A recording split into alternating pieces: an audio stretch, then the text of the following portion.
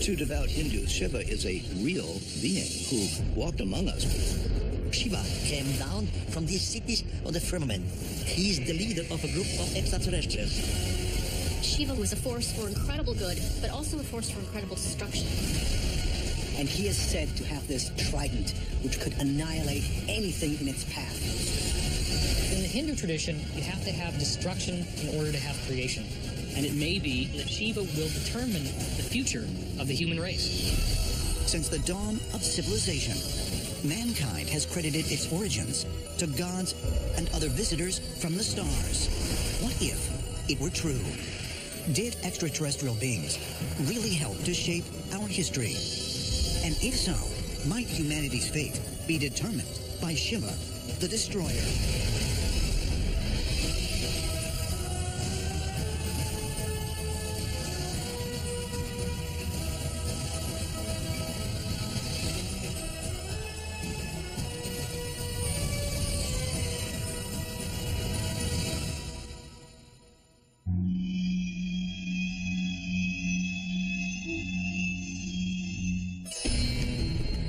India, covering over 1.2 million square miles. It is the world's 7th largest country. And with 1.3 billion people, it is the 2nd most populated. Roughly 80% of the Indian population practices Hinduism, the world's oldest surviving religion that dates back to at least 2000 BC. And for the Hindu faithful, their gods are not mythological, but are real beings that have at times been present here on Earth. These many gods and goddesses have different stories and different energies and different principles that they represent. For many of the Hindu faithful, the gods are absolutely real. They exist physically, although they may not always be visible. In general, compared to Western belief systems, the tangible reality of the gods is much stronger in India. I've grown up as a Hindu, in a strict Hindu family, so I know all the Vedas and epics. I've read them hundreds of times. Hindus believe that the gods came down from the sky. Hindus believe that these stories are not simply myth, they are historical records, because they are actually called itihasa. Itihasa meaning history. While in the Judeo-Christian tradition, God is depicted as an all-powerful being, in the Vedic texts, Hindu gods often rely on the use of technology. This has led ancient astronaut theorists to pose the question, is it possible that these religious texts describe not only encounters with the divine, but also with extraterrestrial beings? The Western mindset is different from that of India, where they accept the idea of extraterrestrial beings. The Hindu story of the Mahabharata is loaded with references to what seems to be extraterrestrial technology. You've got flying vehicles. You've got weapons that are voice-activated. You have destructions of civilizations by what seems like nuclear detonation.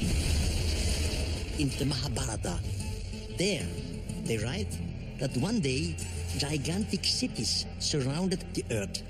They did not have a word for spaceship at that time. They say cities. And they make clear difference that these cities were in the firmament, not in heaven. And small vehicles came down from these cities of the firmament. The old Indians call these vehicles vimanas. And out of the vimanas, the teachers came out.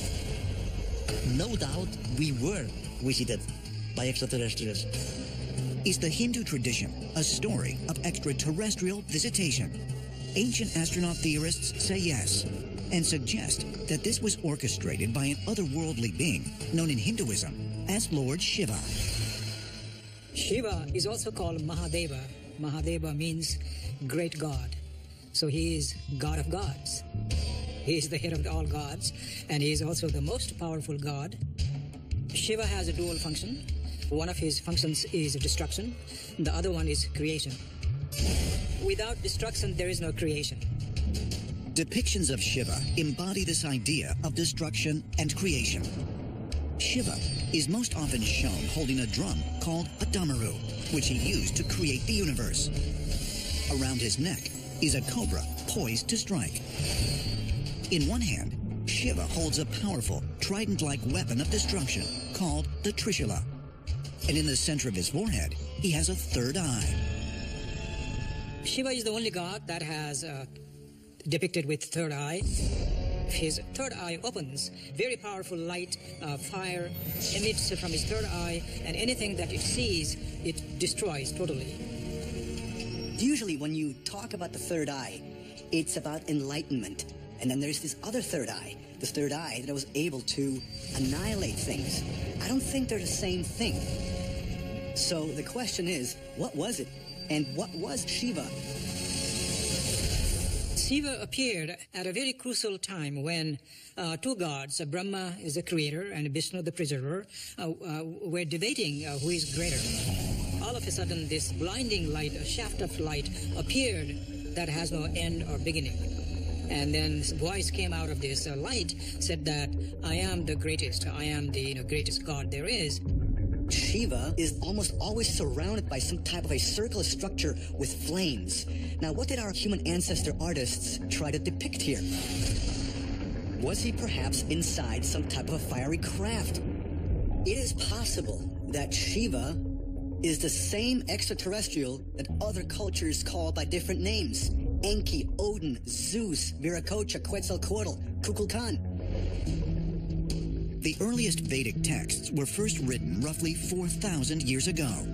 But Hindus claim that the stories originated hundreds and perhaps even thousands of years earlier, existing as part of an oral tradition passed down from one generation to the next. And ancient astronaut theorists suggest that Shiva first arrived here on Earth at a time before the existence of modern humans and before the event known in the biblical tradition as the Great Flood. Every culture around the world that has any type of ancient writings or documents or even oral traditions, they always talk about some kind of great flood that had a massive, catastrophic effect and utterly wiped out much of life on Earth in a single day. What I find interesting about this is that Shiva is the god of destruction. In the Hindu tradition, you have to have destruction in order to have creation. Is there a connection there? Tibetan lamas claim that after the flood, when the whole earth flooded and the waters gradually receded, man was created anew by means of the seed that was guarded by Shiva.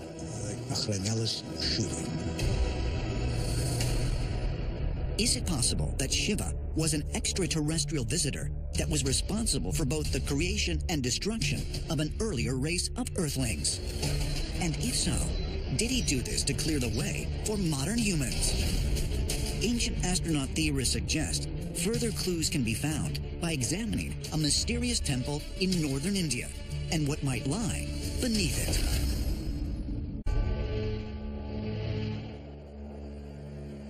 Aurangabad, India.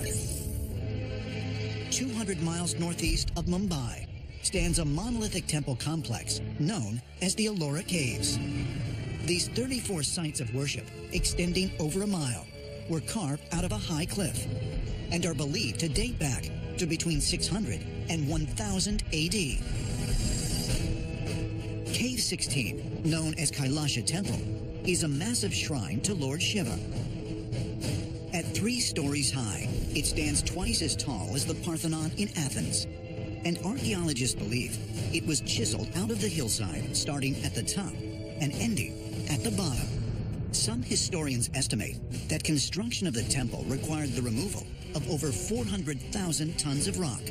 But even more incredible is that mainstream archaeologists propose that this feat was accomplished in just 18 years. If people worked every day for that 18 years, for 12 hours straight with no breaks, then they would have to have removed 5 tons of rock every hour. This is 10,000 pounds of rock every hour. In reality, such a feat is not even possible today with modern technology. If it happened in 18 years, it's very hard to account for the volume of material that was removed.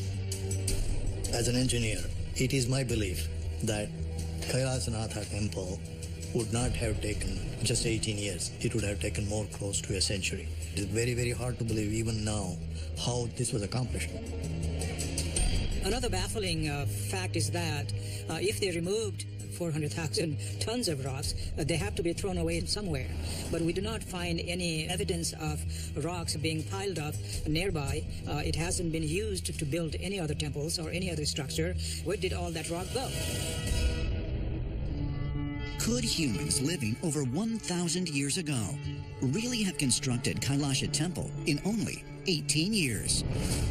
And if so, how is it that all the rock that was excavated has simply disappeared? Perhaps further clues can be found by examining a powerful device described in the ancient Vedic texts. Interestingly, there is a device called Bhaumastra mentioned in the ancient Vedic texts. This high-tech machine would be able to quickly drill into the rock and basically vaporize them. This could basically change the rock into air. This device was mentioned multiple times in ancient Vedic texts, which was used to mine for precious stones and metals. Could this be how Kailasha Temple was built? Is it possible that the Bhaumastra machine described in the Vedic texts was really a technological device that existed on Earth thousands of years ago?